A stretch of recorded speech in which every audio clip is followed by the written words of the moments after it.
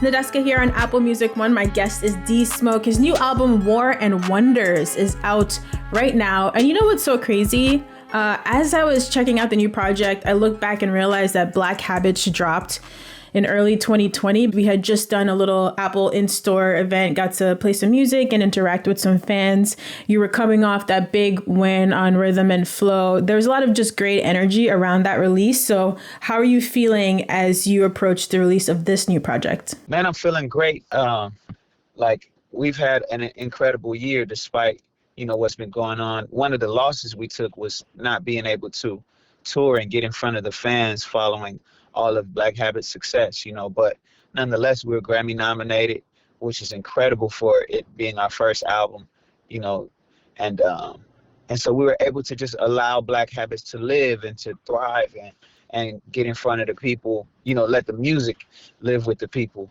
And that just brought me some time to continue being creative and speaking from a place of this new experience, and so yeah, now we're at that place where it's like, all right, we're ready to go back and share some music, continue telling those stories that give people a glimpse into, who I am, where I'm from, and what I go through. I love to see your brother on this record. I mean, Black Habits was a lot about the family unit, the struggles you guys have gone through together, things that you've overcome, things that people could really, really relate to. So in terms of the content on this album, as you started writing, what were you focused on? When I first started this project, I was focused on just being free and speaking my mind, not trying to overthink what I was doing. I think the time where you start thinking a little more is when the project is closing up and it's like, all right, let's wrap this together. Let's make it a whole cohesive body of work. That's when you start looking at what you have and being like, how does this connect to this? What stories am I telling? But, at the beginning of it, we start off by being like, all right, have fun, let's go. What beat do I like? Put it on, turn the mic on, just that. It's that stage. Like, starting the project is the fun part. Finishing it is the work. When we start, we're not thinking about anything really. It's when we're trying to make it a cohesive body of work. That's when it's like, all right, you put on your analyst hat. Like, what have I been doing? What stories am I telling?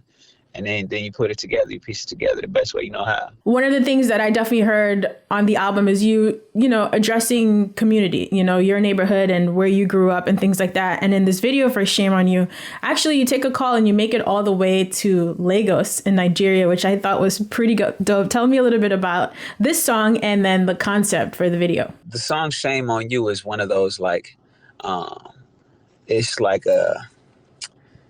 a challenge. It's a call to action. You know what I'm saying? Like, it's basically putting the ball in your court. There's a book that I read called As a Man Thinketh. So, and it's basically like, it's a book that basically says it's your fault. Where you are is a reflection of how you think, and how you think is something that you control, And so basically the main thing is, giving it up for the people that's getting it. And if you ain't getting it, then shame on you. Like, get up, get out and do something, So the video, the part that we shot in Africa was something that we did because we were already there. We didn't go to shoot the video. We went to connect with Fireboy, who to shoot his video out there. He put me on a song called Champion, which, went wild in Africa and internationally. And so we went to shoot the video with him. And while we were out there, we were just seeing stuff. And it's like, oh, we got to shoot, we got to shoot something. And so I asked the guy who shot it, his name is Baba G-Day. And so we called him G-Day. Like, we was like, take us to the hood, and they took us to Oniru Beach village, And so in that village, we went and talked to like the chief or the people in charge and was like, look, we want to film here. Like, what we need to do. He's like, well, you got to put up some bread. We was like, that's what we assumed, like how much, And so we touched down, we, paid our dues. And then we made sure, of course, to touch down with the people too, make sure we bless them with what we could. We know it's not sustainable, but we're not going to ask people to be available for us without being like, here's something that, that we hope can help. So we did that. And then once we kind of, did that respectfully, they were there for us. Everybody was present. They was a part of the video. They lended their energy. They brought the kids out. You know what I'm saying? And it took a matter of hours, but they were there the whole time. And so when we left, that was kind of the heart wrenching part, because it's like, man, this was a real experience for both of us, and or for all of us. And so that's how that happened. But that was on the fly. That was some run and gun filming.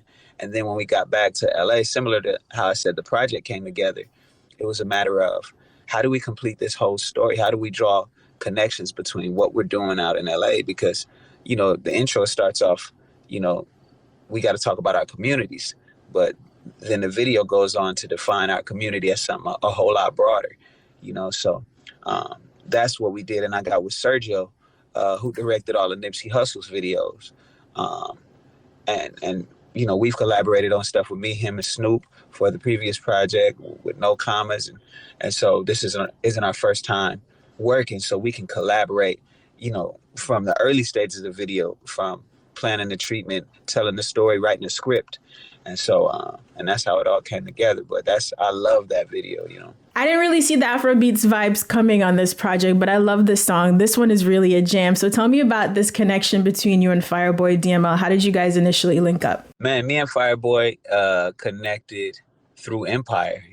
Empire is doing incredible work in Africa. They have Empire Africa, and they have some of the largest artists out there. And Fireboy is like winning all these awards. His music is incredible, just period. Like, he's a dope singer, writer. And when I asked him some of his favorite artists, it ranged from like Michael Jackson to Celine Dion to some rappers to, he's just like, he's his own young man, and he has this kind of wisdom about him, but he also got that youthful energy, and you can hear all of that in his music. And so it just started off an Empire thing, and then when we connected, it was just kind of like, oh, this the little bro. And he was like, oh, man, I look up to D Smoke. And then we just really hung and connected. And so while we were out there, we did sleepwalking. We were in the studio at somebody's house. And most of that night we were just clowning, like laughing, pouring drinks and stuff. And then when he put on that beat right there, I was like, and I had already had some ideas in my phone. And then I was like, I got this idea, like, you've been sleepwalking, And then he took it and put a melody to it, and then added his touch, and wrote his verse. Next thing you know, that song came out, and it's so simple that we just left it where it's at. I have a Spanish verse that I wrote to it, but we're gonna save that perhaps for the remix. A great track, a very unexpected track. And again, I like the variety in an album, going from songs like Shame on You to that record to even Good Things with Ty Dolla $ign. As you were putting the project together, as you were picking the beats, deciding what instruments and things you wanted to add, even the song Common Sense it's more of like a jazz leaning record. I guess, where did those inspirations come from in terms of the production? I've always been the type of artist to want to show diversity. Like, I think people are more well-rounded. And I only think that the business of music push things into genres or push things into like linear sounds. Like, if we go on a drive, you're going to get different terrain, And so I feel like music should do the same thing. And so that's just always been my approach. I'm from the West, so at some point you're going to have a real West Coast ass moment, hence, Road Rage or, Shame on You is kind of dabbles in both, because it part of it, you could say, it's like got this East Coast Mafia-esque sound, but it still got those West Coast drums, So, but the jazz moments, those are the things. It's like, at the end of the day, you don't want to hear, you know what I'm saying? See Walk Homie stomping through the, you know what I'm saying? You want to wind down and really reflect. And so music should allow us to be able to reflect as well. I grew up listening to projects that touched those bases, projects that had bangers, that had thoughtful moments, that had live music. And I would love for more music to get back to that.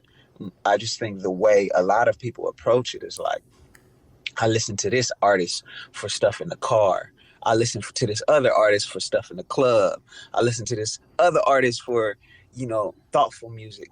But then you just end up having some artists who are far less lucrative, who are masters of their craft, you know what I'm saying, who are just kind of relegated to this little section of music, whereas those same people can really, you know, give you a well-rounded body of work, you know. So that's how we approach the project. So I'm sure now that the album is out, you're excited to do more moving forward. Congratulations. You can check out War and Wonders from D Smoke. The full album is streaming now on Apple Music. We're going to ride out with this record featuring Ty Dolla $ign. This one is Good Things.